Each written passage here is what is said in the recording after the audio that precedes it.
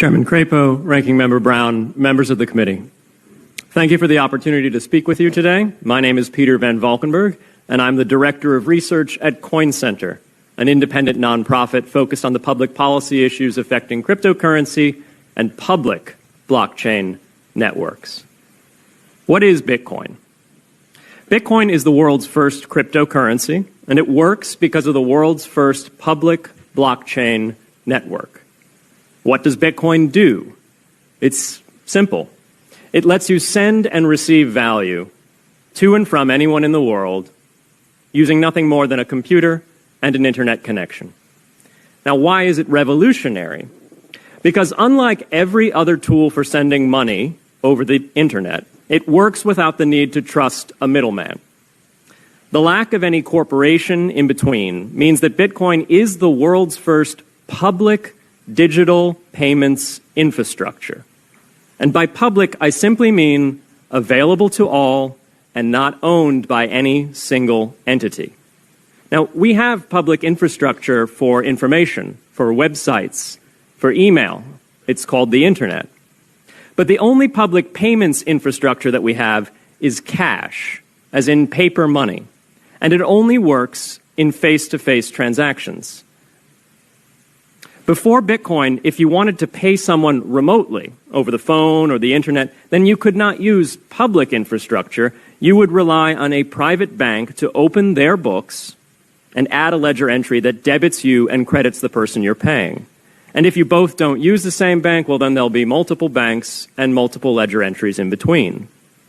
With Bitcoin, the ledger is the public blockchain, and anyone can add an entry to that ledger, transferring their Bitcoins to someone else. And anyone, regardless of their nationality, race, religion, gender, sex, or creditworthiness, can for absolutely no cost create a Bitcoin address in order to receive payments digitally. Bitcoin is the world's first globally accessible public money. Is it perfect? No. Neither was email when it was invented in 1972. Bitcoin's not the best money on every margin. It's not yet accepted everywhere. It's not used often to quote prices, and it's not always a stable store of value. But it is working, and the mere fact that it works without trusted intermediaries is amazing.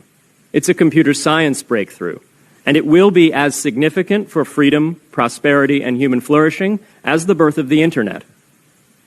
And Bitcoin is just the beginning.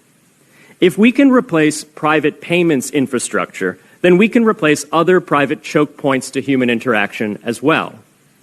Now, why should we want to build more public infrastructure? Why should we embrace blockchains over corporate intermediaries? Why should we tolerate their inefficiencies and work to make them better? Why should we want the pioneers of this technology here in the United States and not fleeing overseas? A simple reason. Because the corporate intermediaries providing today's critical but privately owned infrastructure are becoming fewer, larger, and more powerful, and their failures are increasingly grave. So roughly half of all Americans, 143 million people, had their Social Security numbers exposed to hackers because of a breach at Equifax.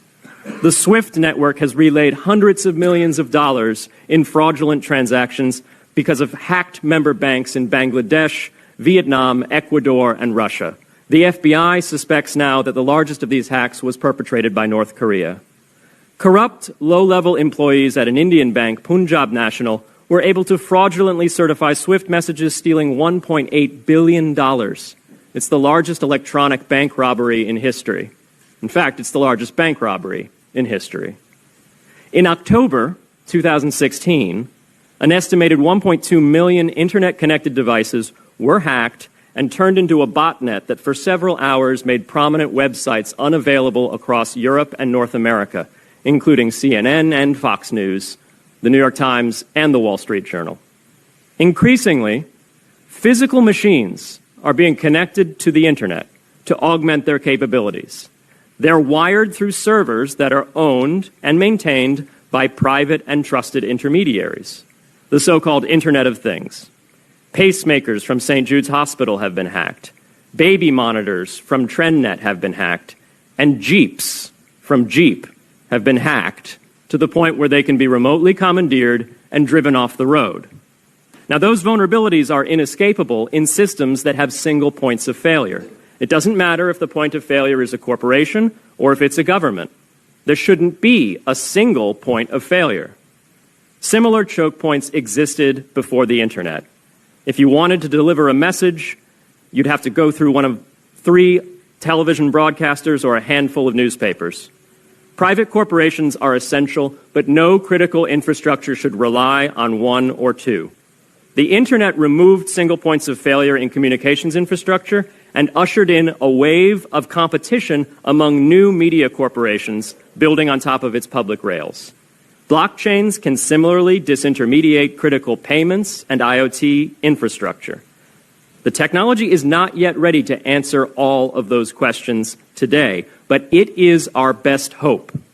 And as with the internet in the 1990s, we need a light-touch, pro-innovation policy to ensure that these innovations flourish in America for the benefit and security of all Americans.